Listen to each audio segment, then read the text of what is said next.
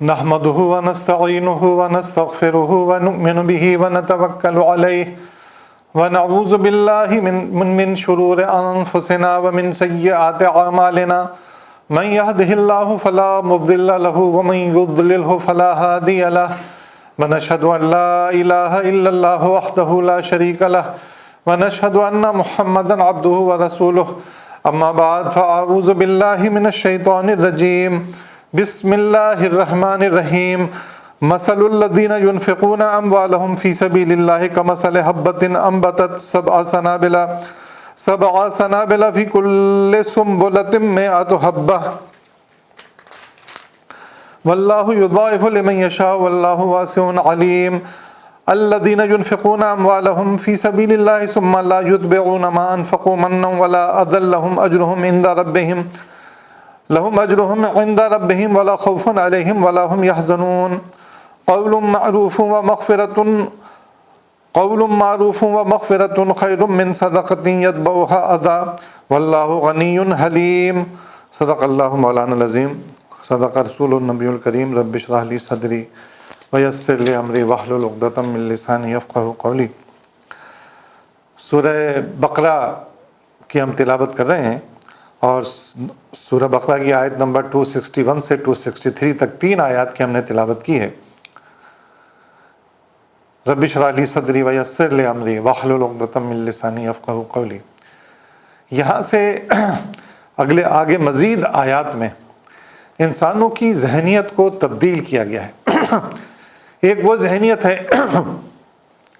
جو مال کو سینت کر رکھتی ہے اور مال کو اس جگہ پہ خرچ کرتی ہے جہاں پہ اس کو دنیاوی فائدہ نظر آتا ہے۔ اگر کسی کی مدد بھی کرتی ہے تو اس کا یہ خیال ہوتا ہے کہ اگر میں کسی کی مدد کر رہا ہوں تو میرا نام ہوگا، لوگ مجھے سخی کہیں گے، یا اس کے نتیجے میں جو ہے اتنے سارے لوگ جن لوگوں پر میں نے مال خرچ کیا یہ میرے مزید تابعدار اور حکم ماننے والے بن جائیں گے۔ مال کی پراپر اللہ رب العالمین نے بتایا کہ اب اس ذہنیت کو تبدیل ہونا چاہیے۔ اب ذہنیت یہ ہونی چاہیے کہ آخرت میں اللہ رب العالمین کی رضا کیسے ملے گی،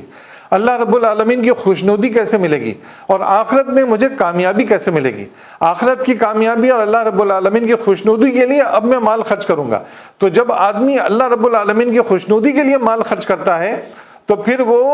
اس بات کی امید نہیں رکھتا ہے کہ اس کو ریٹرن ملے گا، لوگ اس کے تابعدار بنیں گے، لوگ جو ہے اس کی واہ واہ کریں گے، لوگ اس کے سخی ہونے کی بات کریں گے، نہیں، بلکہ وہ صرف یہ چاہتا ہے کہ اللہ رب العالمین راضی ہو۔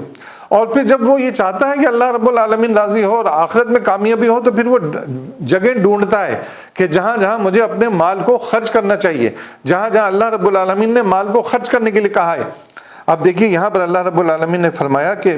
مثل الذین ینفقون اموالہم فی سبیل اللہ، جو لوگ اپنے مال اللہ کی راہ میں صرف کرتے ہیں ان کے خرچ کی مثال ایسی ہے جیسے ایک دانہ بویا جائے، اس سے 7 بالیں نکلیں اور ہر بالوں میں 100 دانے ہوں،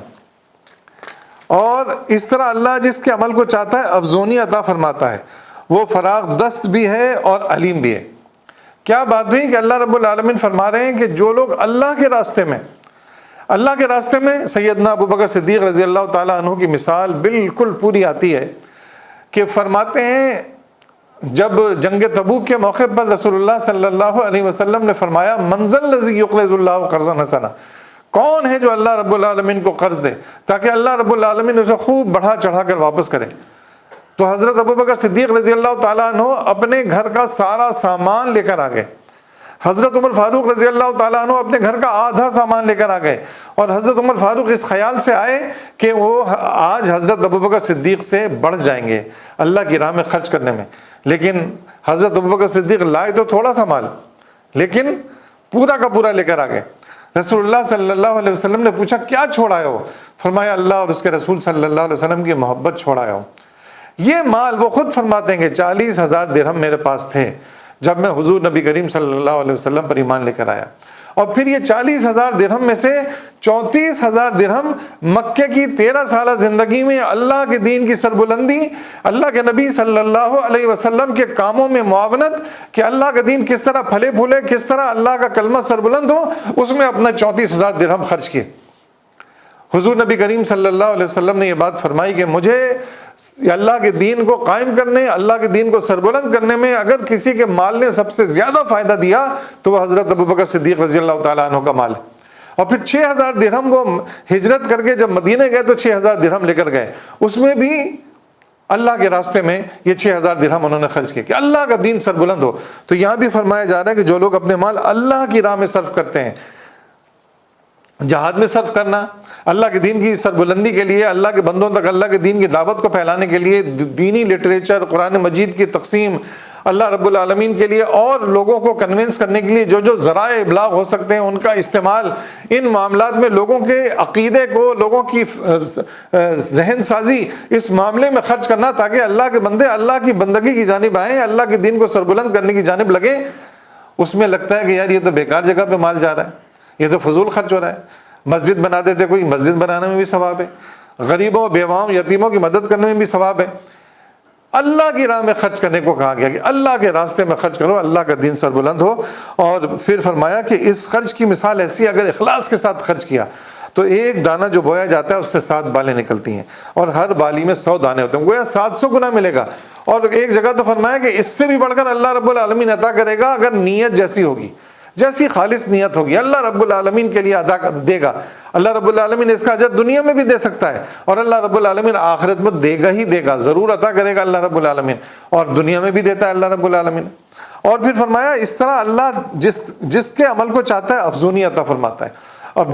یہ عمل جب آدمی خالصتاً اللہ کی راہ میں مال خرچ کرنے لگتا ہے تو مال سے محبت اس کی کم ہوتی ہے، جب مال سے محبت کم ہوتی ہے تو اسے ضرورت مندوں کا خیال آتا ہے، اسے یہ نظر آتا ہے کہ اللہ کا دین کیسے سربلند ہو، اس میں کیسے خرچ کروں، اسے اللہ کے دین کے معاملات میں جو ضرورت ہوتی ہے اس میں وہ خرچ کرتا ہے۔ الذین ینفقون فی السراء والضراء والکاظمین الغیظ، اللہ رب العالمین فرماتے ہیں کہ وہ شخص جو غربت میں یا امیری میں، خوشحالی میں یا بدحالی میں، ہر حال میں اللہ کی راہ میں خرچ کرتا ہو، تو اللہ رب العالمین جس کے عمل کو چاہتا ہے افزونی عطا فرماتا ہے، وہ فراغ دست بھی ہے اور علیم بھی ہے۔ اور پھر فرمائے کہ الذین ینفقون اموالہم فی سبیل اللہ ثم لا یتبعون ما انفقوا منا ولا اذى لهم اجرهم عند ربهم ولا خوف علیہم ولا هم یحزنون، جو لوگ اپنے مال اللہ کی راہ میں خرچ کرتے ہیں اور خرچ کر کے پھر احسان نہیں جتاتے ہیں، نہ دکھ دیتے ہیں، ان کا اجر ان کے رب کے پاس ہے اور ان کے لیے کسی رنج اور خوف کا موقع نہیں ہے۔ اپنا فیوچر بھی اگر آدمی کو سیو کرنا ہے، ہوتا ہے نا یار اپنے مستقبل کے لیے جمع پونجی، اگر سیو کرنا ہے تو سب سے بڑی سیفٹی اپنے فیوچر کی، اپنے مستقبل کی اللہ کی راہ میں خرچ کرنا ہے۔ اللہ رب العالمین اس کے مستقبل کو بہترین بنا دیتا ہے، دنیاوی مستقبل کو بھی اور اخروی مستقبل کو بھی، کہ اللہ کی راہ میں جب اللہ کے دین کو ضرورت تھی، اللہ کے بندوں کو اس کی ضرورت تھی تو یہ اللہ کی راہ میں خرچ کرتا تھا، اللہ کے دین کے لیے خرچ کرتا تھا۔ فرمایا میرے بندے میں بھوکا تھا، تمہارے پاس کھانا مانگنے آیا تھا، تم نے مجھے نہیں دیا، یا اللہ آپ تو کائنات کے مالک ہیں، آپ کیسے بھوکے تھے؟ میرا فلاں بندہ آیا تھا، تم نے اس کو دھتکار دیا۔ سورہ زحا میں فرمایا گیا نا کہ دیکھو کسی کو جھڑکنا مت، کسی سائل کو جھڑکنا مت، محبت سے اگر نہیں ہے تو محبت سے منع کر دو کہ بھائی میرے پاس نہیں ہے، میں نہیں دے سکتا ہوں۔ تکبر میں نہیں آنا چاہیے تمہیں کہ ابے دیکھو مانگنے والے آگے کم وقت ہر وقت مانگتا ہی رہتا ہے، اس طرح کی باتیں نہیں، تکبرانہ مزاج نہیں، بلکہ تمہیں اگر اللہ نے مال دیا ہے تو اس پر اللہ کا شکر ادا کرو، تمہاری کسی خصوصیت کی وجہ سے تمہیں نہیں ملا ہے، اللہ دیتا ہے جس کو چاہتا ہے، تو اس کا خیال رکھو، شکر ادا کرنے والے بنو کہ اللہ نے مجھے دیا ہے تو مجھے اللہ کے بندوں کے کام آنا چاہیے۔ اور کیا کرتے ہیں وہ خرچ کر کے پھر احسان نہیں جتاتے،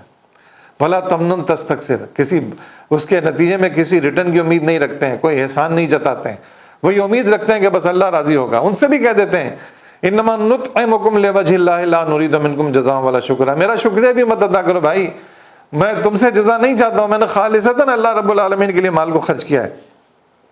اور نہ پھر وہ کسی کو دکھ دیتے ہیں، ان کا اجر ان کے رب کے پاس ہے اور ان کے لیے کسی رنج اور خوف کا موقع نہیں ہے۔ پھر فرمایا کہ قول معروف و مغفرۃ خیر من صدقۃ یتبعها اذی واللہ غنی حلیم، ایک میٹھا بول اور کسی ناگوار بات پر ذرا سی چشم پوشی اس خیرات سے بہتر ہے جس کے پیچھے دکھ ہو، اللہ بے نیاز ہے اور بردباری اس کی صفت ہے۔ کیا فرمایا اللہ رب العالمین نے کہ دیکھو میٹھا بول بولو، نرمی سے بات کرو، نرم رویہ لوگوں کے ساتھ اختیار کرو، سختیت درستی کے ساتھ مت پیش آؤ، کسی کو اگر خیرات دے بھی رہے ہو، کسی کے لیے کسی کی مدد کر بھی رہے ہو تو ظالمانہ طریقے سے مت کرو، لے جا اپنا کام کر، یہ اس طرح نہیں، تمہارا لہجہ یہ نہیں ہو، بلکہ شکر ادا کرو کہ اللہ نے میرے پاس کسی کو بھیجا ہے مانگنے کے لیے. تمہیں اللہ نے یہ خصوصیت عطا کی ہے کہ لوگ تمہارے پاس مانگنے کے لیے آ رہے ہیں، اس پر شکر ادا کرو، اس پر دھتکارو مت، کسی کو، کسی سے غصہ مت کرو، نرمی سے بات کرو. ایک ذرا سی جس کو کہتے ہیں چشم پوشی، ایک میٹھا بول، ایک ناگوار بات پر ذرا سی چشم پوشی، کوئی ناگوار بات ہے، اس پر ریئیکٹ کرنے کے بجائے، اس پر جواب دینے کے بجائے آدمی خاموش رہے، کوئی ریئیکشن نہ دے. یہ ایک میٹھا بول، اچھی بات کرنا، کسی کو خوش کر دینا، مسکرا کر ملنا، اچھی بات کرنا، یہ ایک میٹھا بول اور ناگوار بات پر ذرا سی چشم پوشی اس خیرات سے بہتر ہے کہ جس کے پیچھے دکھ دے کر کسی کو دیا جا رہا ہو، کسی پر احسان جتلا کر دیا جا رہا ہو کہ تم لوگ تو غریب ہو، لو. یا احسان جتانے کے بہت سارے طریقے ہو سکتے ہیں.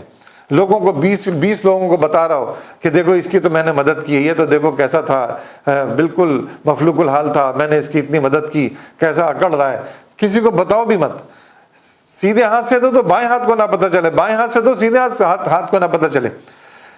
دیکھیے اللہ کے راستے میں مال دکھا کر بھی خرچ کیا جاتا ہے، اس لیے خرچ کیا جاتا ہے دکھا کر کہ دینے والے لوگوں کے اندر امنگ پیدا ہو، وہ بھی دیں. لیکن فرمایا اللہ رب العالمین نے جو چھپا کر دیا جاتا ہے وہ زیادہ بہتر ہے، کیونکہ اس میں